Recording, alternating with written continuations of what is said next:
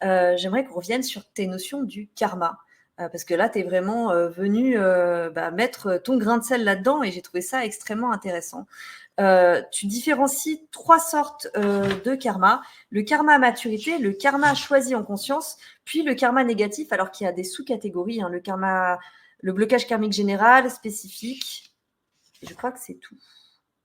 Associant les deux aussi également. Est-ce que tu peux nous parler de ces différentes sortes de karma et aussi peut-être comment les reconnaître quand on est face à une situation complexe dans notre existence?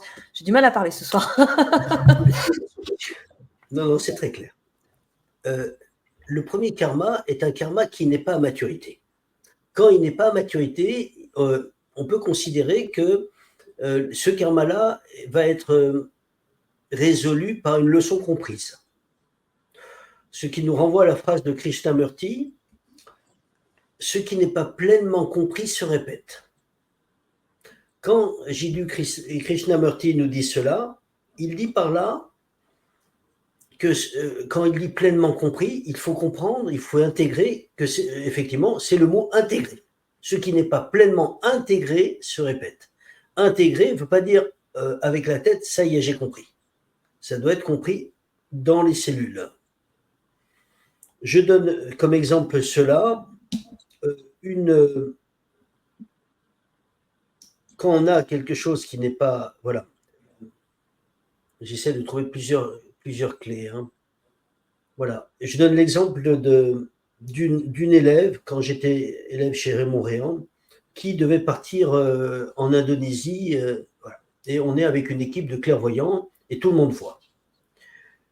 On ne savait pas, donc elle demande à Raymond Réan est-ce que son voyage va bien se passer. Elle n'a pas conscience que c'est son guide qui lui fait poser la question. Raymond Réan nous demande de regarder en clairvoyance si son voyage va bien se passer et on est tous à l'unisson à avoir vu une femme qui nage en eau profonde, maillot de bain vert, flashy, et on voit un requin. Et donc, on renvoie cette information et Raymond Réan de dire, il voit qu'il y a un petit problème, il dit, revoyez à nouveau. Et donc, on regarde tous, et à ce moment-là, je me rappelle, ça fait d'il y a maintenant peut-être 30 ans, je ne sais plus exactement, ou plus, je ne sais plus, 35 ans que ça se passe, j'ai encore l'image dans la tête, c'est simplement pour vous le dire. Le requin lui attrape la jambe gauche, et je le vois comme si la personne était tirée dans les rochers, et voilà. Sauf qu'on a tous vu la même chose, tous. Et donc, là, si c'était un karma à maturité, le guide ne lui aurait pas fait poser la question. C'est-à-dire qu'elle n'aurait pas posé la question, elle aurait été là-bas et elle aurait été, le requin aurait eu son repas, point. Ce qui s'est passé dans la pratique, c'est que elle est allée chercher son maillot de bain dans un magasin, sauf qu'elle s'est rendue compte à la caisse que le maillot de bain vert flashy était dans ses mains, elle allait le payer à la caisse. D'un seul coup, elle s'est dit c'est un maillot de bain vert flashy. Donc, immédiatement, elle est allée chercher un autre maillot de bain. Bon. Est-ce que vous pensez que le requin aurait évité en disant non, c'est un maillot de bain vert que je ne prends pas, maillot de bain bleu flashy, non, je ne prends pas. Vous voyez? Donc, malgré tout, elle ne s'est pas baignée en eau profonde parce qu'elle nous l'a appris en disant quand elle va en Indonésie, elle se baigne, je crois que c'était en Indonésie, elle se baigne en eau profonde. Et donc, je suis convaincu qu'elle ne s'est pas baignée en eau profonde, elle est restée sans doute sur le bord de la plage, il y a un requin qui l'attendait près des rochers. Et donc, là, pour l'aspect karmique du requin, on lui a enlevé son repas, je ne sais pas, je n'ai pas allé chercher l'aspect karmique pour le requin, mais vous voyez, pour elle, ce n'était pas à maturité, oui. Il n'y avait pas de leçon à comprendre, donc c'était évitable. Et donc, ce qui n'est pas à maturité est évitable. Et donc, ça, c'est une chose à repérer. Parfois, tu dis, je comprends, mais par contre, tu dois payer ta dette. Et je vais donner un autre exemple qui est tout bête, c'est que parfois, les leçons sont entre la maturité et comment on appelle ça, qui ne sont pas à maturité ou à maturité. Un autre exemple clé, que je prends souvent, c'est cette jeune femme qui me dit, Serge, j'ai une question à te poser. Voilà, je suis rentré dans une entreprise et Ben, j'avais un patron qui était autoritaire et c'était une horreur, et donc j'ai donné ma démission. Elle ne voit pas donc elle est partie dans une autre entreprise, elle s'est fait embaucher dans notre entreprise, et elle n'a pas vu, et là on voit que le karma suit, elle n'a pas vu que la femme qui la recevait, qui est maintenant devenue sa chef, son supérieur hiérarchique, sa supérieure hiérarchique, avait la même tête que l'autre homme pour lequel elle subissait l'autorité. Et elle me dit, Serge, qu'est-ce que je dois faire? Est-ce que tu penses que je dois donner ma démission? Et donc, à ce moment-là, je lui ai dit, écoute, ce que j'ai dit déjà à d'autres élèves, si tu donnes ta démission, à mon avis, tu vas aller dans une troisième boîte où tu vas trouver un hybride moitié homme, moitié femme, moitié pantalon, moitié jupe, avec la même tête, et tu auras aussi l'autorité. Et donc, pourquoi? Parce que probablement, cette jeune femme a été très autoritaire avec des gens dans le passé, dans des vies précédentes, et là, elle doit le vivre. Mais le vivre comment? C'est pas Eureka, il fallait pas que je sois autoritaire, je viens de le comprendre. Non, si elle va le subir jusqu'au moment où l'autorité, elle en voudra plus jamais. Plus jamais elle sera autoritaire avec les autres. Donc elle va épurer son karma en vivant, en subissant cette autorité transmise par d'autres. Voilà. Et là, elle ne peut pas y réchapper. Donc il y a quelque chose, comme dit Krishnamurti, je vous l'ai dit tout à l'heure, ce qui n'est pas pleinement compris se répète. Alors c'est pas mortel comme l'histoire du requin, mais malgré tout, voilà, elle a quelque chose à vivre, et parfois on a des choses à accepter. Et le meilleur, c'est de ne pas se débattre quand ça se répète. C'est de dire, ok, je lâche prise. Et souvent, quand on lâche prise, c'est comme le principe de la patience, et ben d'un seul coup, les choses se débloquent, tout simplement. Voilà. Oui, c'est pas quelque chose de permanent. C'est-à-dire que c'est voilà, c'est pas permanent.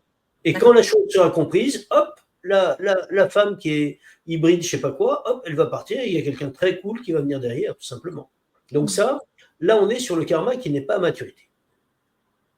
À maturité, je prends toujours cet exemple, c'est une personne qui devait faire le tour du monde avec ses amis en voilier. Ah oui, alors ça, c'est un des exemples de ton livre qui m'a beaucoup marqué, c'est assez impressionnant. Ouais. Et là, effectivement, il apprend par une voyante qu'ils vont tous mourir noyés, et donc il prévient les autres. Évidemment, les autres ne vont pas écouter, on dira Sauf que le bateau s'est retourné, ils sont tous morts, sauf que lui, il a voulu échapper à cela. Donc, il n'est pas parti. Sauf qu'au même moment où le bateau a chaviré, lui, il est mort noyé dans sa baignoire. Comment il a fait? J'en sais rien. Mais je pense qu'il se serait même noyé avec un verre d'eau. Je ne sais pas comment il aurait fait. Il aurait peut-être avalé, le verre serait à l'intérieur. Je ne sais pas. Mais voilà, ils sont tous noyés par l'eau. Voilà, ils sont tous morts par l'eau. Voilà, tout simplement. Donc là, on voit un karma à maturité. C'est-à-dire que même s'il avait toutes les protections, même s'il était avec un verre d'eau, même s'il est chez lui, il n'y a pas d'eau, sauf qu'il aurait eu une boisse, voilà, l'eau serait tombée par en haut. Je ne sais pas, mais voilà, c'était son rendez-vous. Voilà. Quand c'est à maturité, tu ne peux pas y réchapper, quel que soit dans quelque direction que tu ailles, tu l'as. Voilà. Voilà, ça c'est une chose. Autre chose encore, c'est qu'il est important dans les temps actuels d'être prudent. On entend aussi beaucoup de gens qui parlent beaucoup de formations où on te libère du karma. Oui.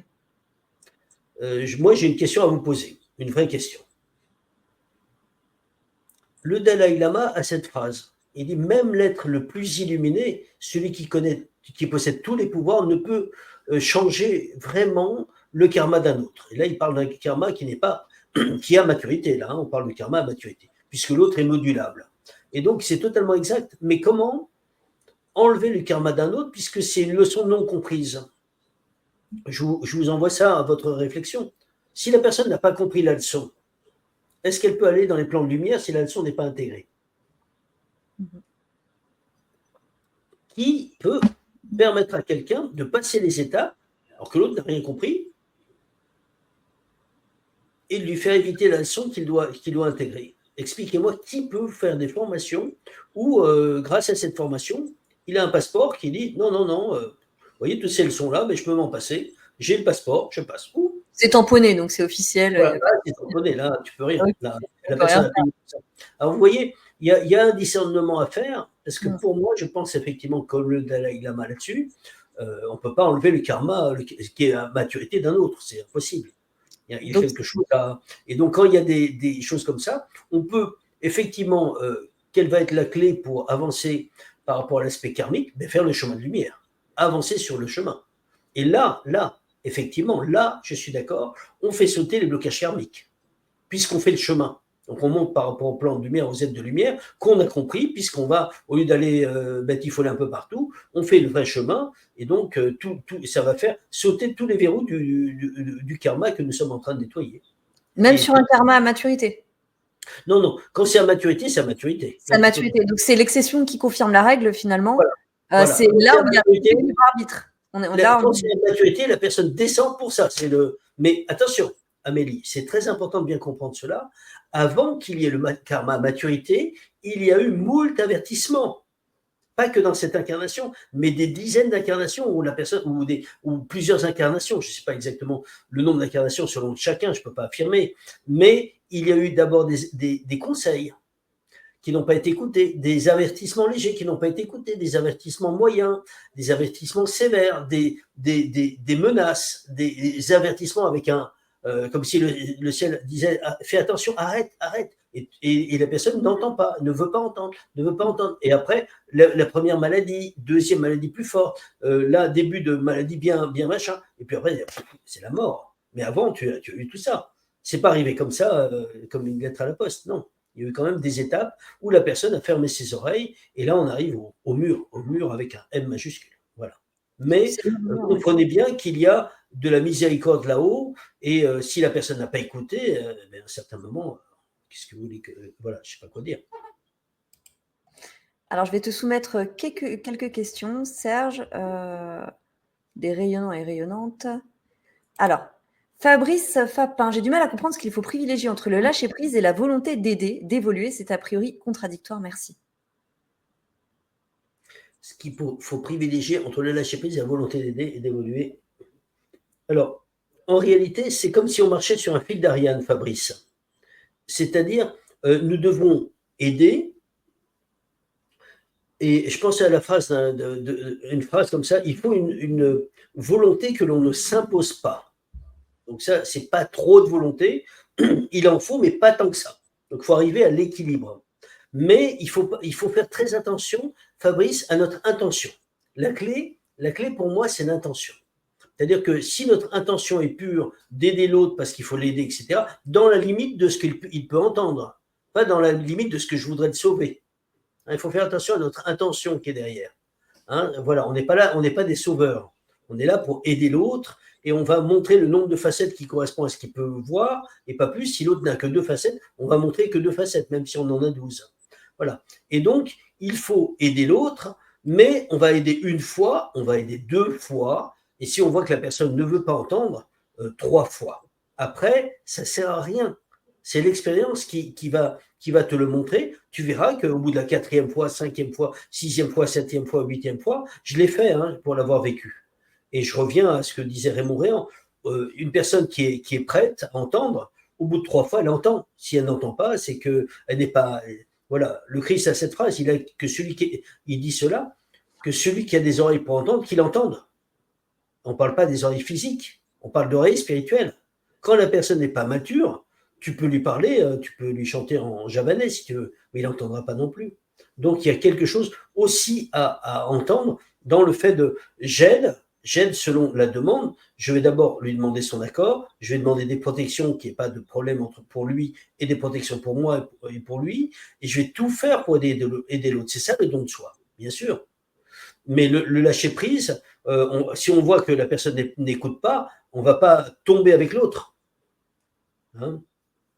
Il y a cette histoire des vierges sages et des vierges folles à la fin des temps, où il y a les vierges folles qui vont vers l'époux avec leur petite lampe à huile, et leur lampe est prête, elle est pleine. Et les vierges folles arrivent en disant « Est-ce que tu peux me donner la moitié de ton huile, comme ça moi aussi ?» Et les vierges sages de dire « Mais si je te donne la moitié de mon huile, moi je ne pourrais pas aller jusqu'au bout. Donc il faut, va dans le magasin, parce que là tu n'es pas prête, mais moi je ne peux pas partager, sinon je ne vais pas pouvoir. » Et on est à cette période de fin des temps. Si une personne nous accapare, comme parfois ça arrive, et parfois on est totalement absorbé par cette personne, elle nous mange 1 fois, 2 fois. Je vois beaucoup de personnes qui sont comme ça et qui me demandent conseil. Et quand la personne est totalement absorbée, c'est vraiment du vampirisme, à un certain moment, il faut se réveiller avant d'être mangé. Et donc, l'histoire des vierges sages et des vierges folles, c'est que les vierges sages arrivent avec leur lampe à huile, ça veut dire qu'elles sont éveillées, on est dans cette période. Est-ce que les gens sont éveillés ou ne le sont pas? Elles arrivent et à ce moment, l'époux ouvre la porte et à un certain moment, la porte se referme, les vierges folles arrivent et sont allées vers le cahier pour se remplir la lampe. Elles arrivent, mais c'est trop tard, et l'époux dit « je ne vous ai jamais connu », ce qui veut dire que vous n'étiez pas en éveil, vous n'étiez pas prête.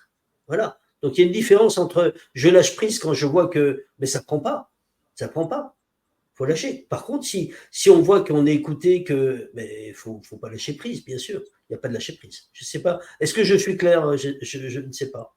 Ah bah en tout cas, c'était extrêmement exhaustif. Merci.